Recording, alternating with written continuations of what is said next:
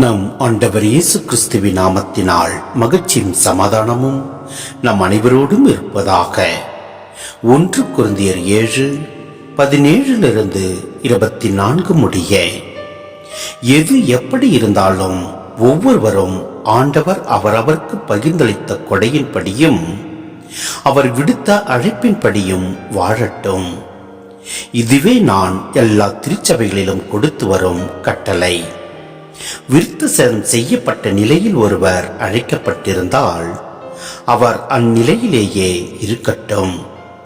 ஒருவேளை விருத்த சேதனம் செய்யப்படாத நிலையில் ஒருவர் அழைக்கப்பட்டிருந்தால் அவர் விருத்த சேதனம் செய்து கொள்ள வேண்டாம். விருத்த சேதனம் செய்வதிலும் பயனில்லை, செய்யாமல் இருப்பதிலும் பயனில்லை. கடவுளின் கட்டளையை கடைபிடித்தலே பயன் தரும். ஒவ்வொருவரும் என் நிலையில் அழைக்கப்பட்டிருக்கிறீர்களோ அந்நிலையிலேயே நிலைத்திருக்கட்டும். அடிமை நிலையில் அழைக்கப்பட்டிருக்கிறீர்களா? அது பற்றி கவலைப்பட வேண்டாம். எனினும் அந்நிலையில் இருந்து விடுதலை பெற முடியுமானால் அவ்வாய்ப்பை பயன்படுத்திக் கொள்ளுங்கள். அடிமை நிலையில் ஆண்டவரால் அழைக்கப்பட்டவர் ஆண்டவர் வழியாய் விடுதலை பெற்றவர் ஆகிறார். அப்படியே விடுதலை நிலையில் அழைக்கப்பட்டவர் கிறிஸ்துவின் அடிமையாய் இருக்கிறார். நீங்கள் ஆண்டவரால் விலை கொடுத்து மீட்கப்பட்டீர்கள். எனவே மனிதருக்கு அடிமையாக வேண்டாம்.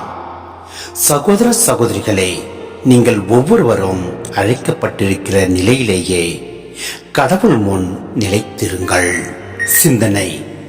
இங்கு அடிமை நிலை குறித்து கூறப்பட்டிருப்பதை நாம் பார்க்கின்றோம். அடிமைகளுக்கு விடுதலை என்று குரல் எழுப்பியோரை அவர்கள் கொடுமையாக தண்டித்த நிலையில் பவுல் இவ்வாறு கூறியிருக்கலாம்.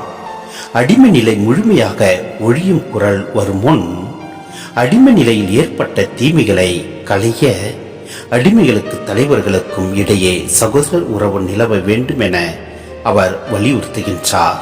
எனவே எது எப்படி இருந்தாலும் ஒவ்வொருவரும் ஆண்டவர் அவரவருக்கு பகிர்ந்தளித்த கொடையின்படியும் அவர் விடுத்த அழைப்பின்படியும் வாழ நாம் கடமைப்பட்டுள்ளோம்.